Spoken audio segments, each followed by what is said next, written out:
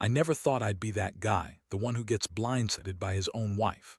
Cheryl and I had been married for 8 years, and honestly, I thought we had a pretty solid deal.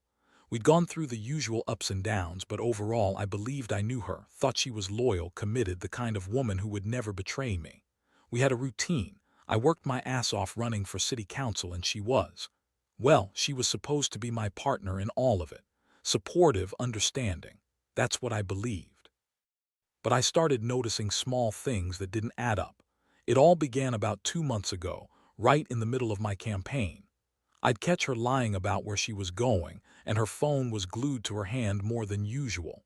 She'd brush it off with a bitchy attitude, snapping at me if I questioned her.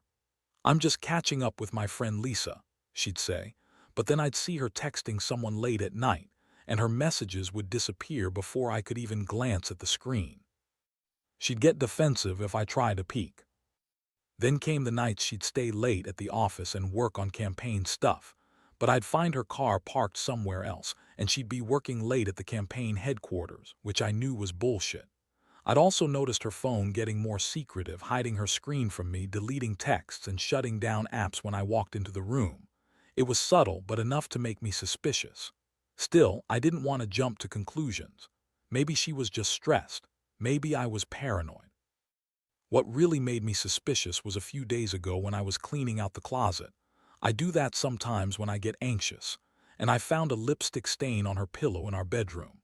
It was a strange color I didn't recognize, and I thought, okay, maybe she had a girl over, which wouldn't be shocking. But then I remembered she'd said she'd be out of town for a charity event that weekend. And her phone kept ringing late at night, even when I was right next to her in bed. Then yesterday, I finally saw her with my own eyes. I'd come home early from a meeting expecting to surprise her at the house, but instead I saw her car parked around the corner, and I saw her walking into that little boutique downtown, not alone. She was with a guy. I recognized him immediately. Mark, her campaign manager.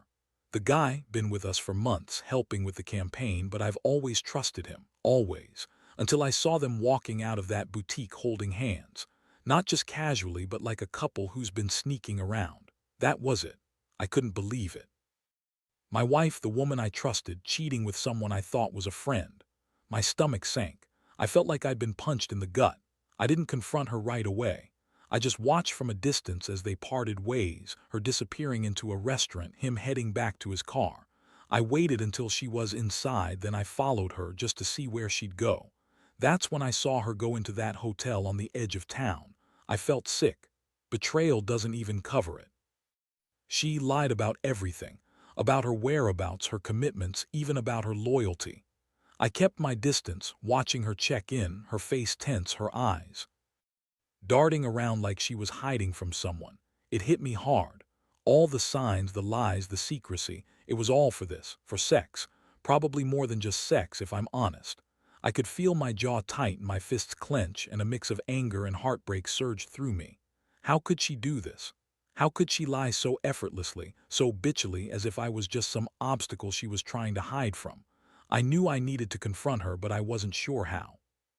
Part of me wanted to just storm into that hotel and drag her out, scream at her how betrayed I felt. The other part, that was scared, confused, trying to process what this all meant. I'd always thought we built this life together, and now I was standing here, realizing she'd been lying to my face for months. My mind kept racing. What does this mean for us? Is this just a fling, or was it something more? I didn't have the answers yet, but I knew one thing: this wasn't going to end quietly. Not anymore. After I saw her go into that hotel, everything inside me changed. I couldn't just walk away and pretend like I didn't see what I saw. My mind was spinning and my stomach was turning. I felt this intense rush of betrayal mixed with anger, and I knew I had to act, but I wasn't sure what acting meant yet. I waited outside the hotel for what felt like forever, just trying to calm myself down enough to think straight. The worst part was not knowing what she was doing inside. Was she really with another man, or was I jumping to conclusions? I knew I needed evidence, something undeniable, so I took out my phone and started recording. I parked a little down the street out of sight and kept my phone ready. I wasn't planning to stalk her forever, but I needed proof. For my own sanity, for the truth. About an hour later, she finally emerged, looking around nervously. She was tense, glancing over her shoulder like she was worried about being followed. When she got into her car, I followed at a safe distance, just enough to see where she was headed. She went straight to her sister's house. That was strange. I'd never seen her go there before, especially not. During the day, I called my buddy Mike, who's been through similar shit, and told him everything. He just told me to keep calm and not do anything stupid. But honestly, I didn't know what that was anymore. I was so furious I was shaking. I went home, sat on the couch and stared at the ceiling, trying to process what I'd just seen. My wife, Cheryl, the woman I loved, had been sneaking around behind my back with my campaign manager. Mark was supposed to be helping us win this election, not banging my wife. The next morning, I decided I couldn't keep this bottled up. I waited until Cheryl left for her campaign meeting, which I now knew was just a cover. I went through her phone, her emails, her texts, everything I could find. I didn't even want to feel guilty about invading her privacy. I felt like I had no choice. There were messages from Mark, flirtatious, suggestive, and unmistakably intimate. She'd been lying through her teeth, calling me paranoid, calling me insecure, bitching at me for not trusting her. Well, now I knew the truth. She was a liar and a cheating bitch. I printed out everything I found, all the texts, the photos from her hotel stay, the bank receipts from the hotel and that boutique where I first saw them together. I was furious, but I also felt an overwhelming sense of heartbreak. I loved her. I really did. But she had betrayed me in the worst way possible. I kept thinking about how she'd lied during all those campaign nights, how she'd sneered at my concerns, and how she'd been hiding all of this behind my back. That bitchy attitude she always had, turning her nose up, lying with a smile, made me sick now. I knew I couldn't confront her like some emotional wreck. I had to be smart about this. I spent the next few hours planning my next move, trying to keep a cool head. I had enough evidence to blow this whole thing apart, and I was determined to do it on my terms. My mind raced with thoughts of revenge, of making her see that I wasn't some fool to be played. I wanted her to feel the same pain I was feeling: betrayal, humiliation, loss. I was done being the guy who got blindsided. Now I was ready to fight back in whatever way I could. But first I needed her to come home, and I needed to confront her face to face. The question was how to do it. I decided I'd wait until she got back that evening and catch her off guard. I wanted her to see the pain in my eyes, the anger in my voice. I wanted her to understand that I knew everything. I still didn't want to ruin everything in a screaming match, but I knew I was close. I just didn't know how far I was willing to go yet. All I could think about was how she'd lied to me, her own husband, and how she had the nerve to act so bitchy and dismissive while she was sneaking around with Mark. This was going to change everything. It had to. That evening I sat in the living room, my phone clenched tightly in my hand, waiting. It was quiet, too quiet, and every minute felt like an hour. I kept thinking about what I'd say, how I'd confront her, what kind of reaction I'd get. I knew she was going to lie again, spin some bullshit excuse, but I was prepared for it now. I'd seen too much, had enough of her lies. Every time I heard the key turn in the door, my heart pounded harder, my stomach twisting with a mixture of anticipation and dread. When Cheryl finally stepped inside, she immediately noticed the cold, tense atmosphere. Her eyes flicked to me, and I saw that familiar bitchy smirk that she always used when she was about to lie her way out of something. She tried to act casual, brushing some hair behind her ear, looking just a little too innocent, as if I was the one overreacting. I didn't waste time. I pulled out the printed evidence, her texts, the hotel receipts, the photos on my phone showing her sneaking out of that hotel. "Care to explain?" I asked, voice steady but tight with anger. Her face flickered for a moment and then she just rolled her eyes, sneering. "Oh, come on, Matt, you've got to be kidding me. This is all bullshit. You're just paranoid. I was at that boutique with Lisa, remember? For a gift, it's not what you think. I didn't buy it, not anymore. Not after everything I saw and found." I laid the papers and photos on the table in front of her. "Look at this," I said, voice low but firm. "You've been lying to me for months. You've been sneaking around with Mark, haven't you?" Her eyes narrowed and she scoffed. Mark, are you serious? That's your big proof, please. You're losing it, Matt. You're always accusing me of stuff, but you're just insecure. You're making accusations out of nothing. You're jealous. Anyway, I don't have time for this bullshit. I felt my fists clench, but I stayed in control. Jealous? Are you serious? I've seen you with him, Cheryl. I've seen the way you look at him, touch him. And the texts, I saw the messages where you're talking about how hot he is and how much you enjoy the time with him. What the hell do you call that if not cheating? She laughed, a sharp, dismissive laugh. Oh, Matt, you really are so dramatic. That's just flirty talk. You're reading too much into it. Mark's just helping me with the campaign. He's got a wife too, you know. Maybe you're just jealous, because I'm working with someone who's better at this than you are. That was the moment I realized her lies were never going to stop.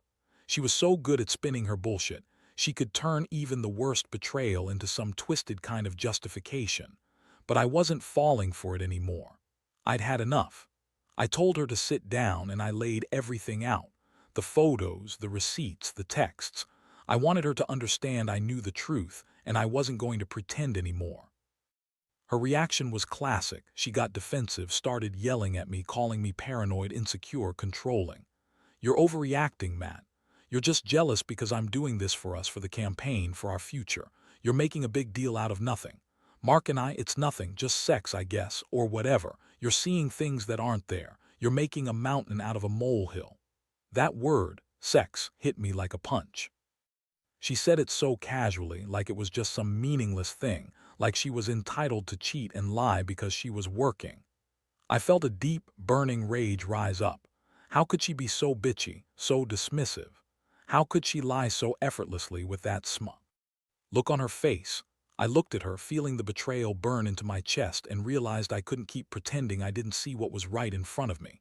I told her I knew everything and I was done. Done with her lies, her bullshit, her sneaking around. I told her she could go to hell, that I was sick of her attitude, her lies, her game playing. I didn't want her anymore. Her face twisted into a sneer and she spat back. You're so controlling, Matt. You think you own me. Well, I don't. I do what I want. If you don't like it, then maybe you're the one with the problem. And just like that, the confrontation turned into an emotional war.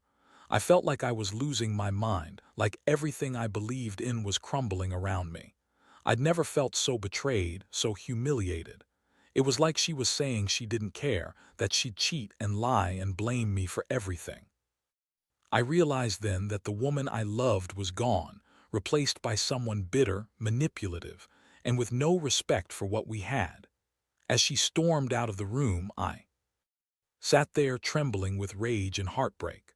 All the dreams we'd built, all the plans for a future together, gone, just like that. I knew I had to decide what to do next, but right now, all I felt was numb. That numbness was worse than the anger because it made me realize how much I'd trusted her, how blind I'd been to her bitchy lies, her manipulations. And the worst part, I knew this was only the beginning of a long, painful process to get my life back. The days that followed were a blur of anger, confusion, and a strange sense of clarity I hadn't expected. After she left that night, I stayed up all night going over everything I had uncovered. I couldn't sleep, couldn't eat. My mind kept replaying her sneer, her lies, that careless way she dismissed what we had. It was like I'd been living with a stranger all along, one who was capable of betraying me so blatantly and with such bitchy disregard for my feelings. The worst part was the realization that I'd been completely blindsided. I had trusted her for years, believed in the idea that we were in this together, that she was loyal. Instead, she'd been cheating on me with Mark, the guy I'd brought into our campaign because I thought he was trustworthy. I'd always thought she was a strong woman, but now I saw her for what she really was: selfish, manipulative, and utterly unfaithful. The betrayal cut deep, and I felt this sick, hollow ache in my chest. I knew I couldn't just sit around feeling sorry for myself. I had to make a move. The first thing I did was call Mark. I needed to hear it from him, get his side, and figure out what the hell they'd been doing behind my back. I left a voice message telling him I knew everything and that I wanted to talk. I wasn't prepared for what I heard back: a nervous, shaky apology and a plea for a meeting. Mark admitted they'd been seeing each other for weeks, that it wasn't just about the campaign anymore. That hit me like a punch to the gut. I didn't respond to him right away. Instead, I took some time to plan. I knew I had to confront Cheryl again, but this time with a clear head. I needed her to see that I knew all the lies, all the bullshit, and that I was done playing nice. I also had to decide what kind of future I wanted from this mess. I was pissed off, but I knew I couldn't just run away. I had to face the fallout head-on. So I set up a meeting. I told her I wanted to talk, and I told her I had evidence. When she arrived, I looked at her with a mix of disgust and heartbreak. Her bitchy attitude was still there. She tried to act dismissive, like she didn't care, like she thought she could manipulate her way out of everything. But I wasn't having it anymore. I laid out the photos, the texts, the receipts, everything I'd collected. I told her I knew she'd been lying, cheating, and that I was done. She snapped back, calling me paranoid again, saying I was overreacting. Her tone was bitchy, dismissive, as if she thought I was just some jealous loser. I looked at her and said, "You think I don't know what you're doing? You're a fucking cheat, Cheryl. You lied to me, betrayed me, and I want nothing to do with you anymore." I told her I was going to file for divorce, that I'd had enough of her manipulations, her lies, her bitchy attitude, and that I was done being the fool. She looked stunned for a moment, then sneered and said, "Fine, do what you want, but you're not going to find anyone better than me, Matt. You're nothing without me." That was the moment I realized she was so full of herself, so convinced she was untouchable, that she didn't even care about the damage she was causing. It was pure narcissism, and I was finally seeing her for what she really was, someone who would use, cheat, and lie just to get what she wanted. Walking out of that meeting, I felt a strange mix of relief and despair. Part of me was glad I finally uncovered the truth, that I didn't have to live in that fog of lies anymore. But another part was crushed because I had loved her, trusted her, and she'd thrown it all away for some fleeting sex with Mark. I realized that I'd been holding on to something that was long gone, and now I had to pick up the pieces of my life. I started making plans then, thinking about what I'd do next. I knew I had to protect myself legally, talk to a lawyer, and figure out how to get out of this mess. But more than that, I had to learn how to move on, how to rebuild. The betrayal was like a scar I'd carry forever, but I also knew one thing. I'd never let her or anyone like her manipulate me again. I'd learned the hard way that some women are just bitchy, selfish, and willing to throw you away for a quick affair. I'd lost a wife, yes, but I was starting to see that I'd gained my dignity back in the end. The days after the confrontation were brutal. I threw myself into planning the divorce, getting my affairs in order, and trying to piece together my shattered trust. Every time I thought about her bitchy attitude, her constant lies, I felt a mixture of rage and disappointment. How could she have been so selfish, so manipulative? I kept replaying her sneer, her dismissive tone, and that look she gave me when I called her out, like I was some stupid fool for believing she was loyal. The more I thought about it, the more I realized I'd been a fool for so long, thinking she was someone I could trust. I reached out to a lawyer and we went over the divorce process. I didn't want to drag it out or make it messy. Honestly, I just wanted her gone and my life back. But the emotional toll was another story. I caught myself crying late at night, feeling like I'd lost not just the woman I loved but also my whole future. The betrayal cut so deep I wondered if I'd ever trust anyone again. Every time I saw her bitchy smirk in my mind, I hated her for making me feel like this, for breaking my heart and then dismissing it like it was nothing. Still, I knew I had to be strong. I started to focus more on myself, working out, reconnecting with friends, and trying to keep my mind off the chaos. But even in those moments of supposed peace, her face would pop into my head, that bitchy attitude, her lies. It was like she had permanently embedded herself in my thoughts, and I hated her for it. I hated her for the betrayal, for the lies, for making me feel like I was losing my mind. One night, I decided I needed closure. I couldn't keep living in this limbo, feeling hurt and angry all at once. I told myself I'd go to the house, pack up what I needed, and get out. I didn't want to see her again, but I knew I had to face her one last time. I went to the house, still feeling that knot of anger in my stomach. When she saw me, her bitchy attitude was still there, like she thought I was stupid enough to come crawling back. "You really think you're going to take everything from me?" She snapped, her tone bitchy and dismissive. You're just mad because you got caught. Honestly, you're pathetic, Matt. You think you're some big shot, but you're nothing without me. I'm the reason you even got this far." That was the moment I realized she'd never truly taken responsibility for what she'd done. She was still spinning her lies, still acting like the victim in all this. I looked at her and said, "You're a damn liar and a bitch. I'm done with your bullshit. I'm taking my stuff and I want you to stay the hell away from me." I packed a few boxes, took what I needed and left. As I drove away, I felt an odd mixture of relief and sadness. I was finally free from her bitchy attitude, but I also knew that I'd carry the scars of this betrayal forever. Now, I'm living alone, trying to rebuild what's left of my life.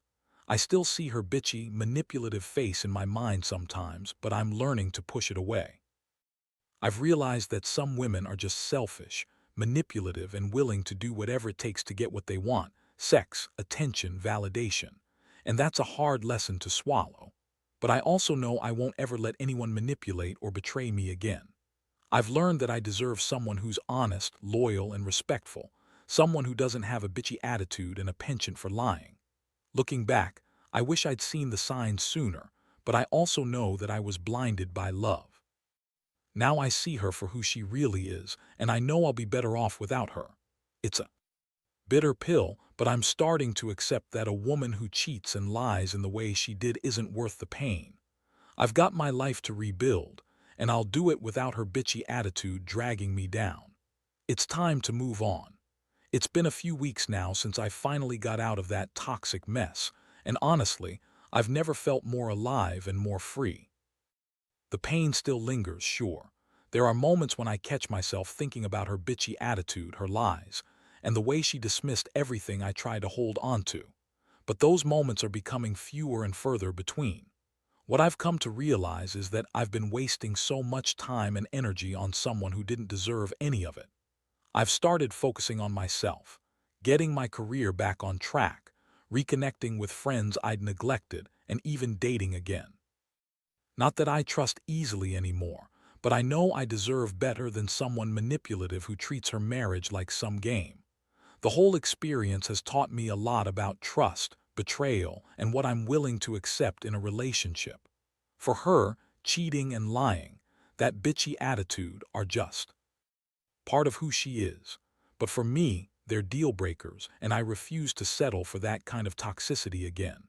I realize now that I shouldn't have ignored the signs, but I also understand that love can sometimes blind us. I was so caught up in what I thought we had that I didn't see her true nature coming. It's a hard lesson, but one I needed to learn.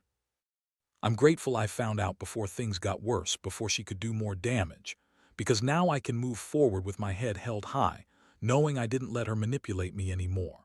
Looking back, I see how her bitchy attitude was a mask for her own insecurities and selfishness. She lied, cheated, and dismissed my feelings, all while acting like the victim. That realization stings, but it also frees me. No longer will I tolerate that kind of behavior, and I won't let her define my worth. I've learned that I am better than that. I am deserving of honesty, loyalty, and respect, something she clearly couldn't give. So I'm finally at peace. I've let go of the anger, the betrayal, and the heartbreak. I understand that sometimes people are just not who they seem, and that's okay. Life goes on, and I'm choosing to rebuild it on my own terms. The pain from her cheating, her lies, her bitchy attitude, those are scars, but they're also reminders of how far I've come. I know I'll never forget what she did, but I also know I won't let it define me. This story is a testament to the fact that even when you're blindsided by someone you loved, you can find the strength to walk away and start over. That you can learn to trust yourself again, even after betrayal. And that sometimes the best revenge is simply living your life well, without the toxic, manipulative people who try to tear you down. I'm done with her, done with the lies, and honestly, I've never felt more ready for whatever comes next.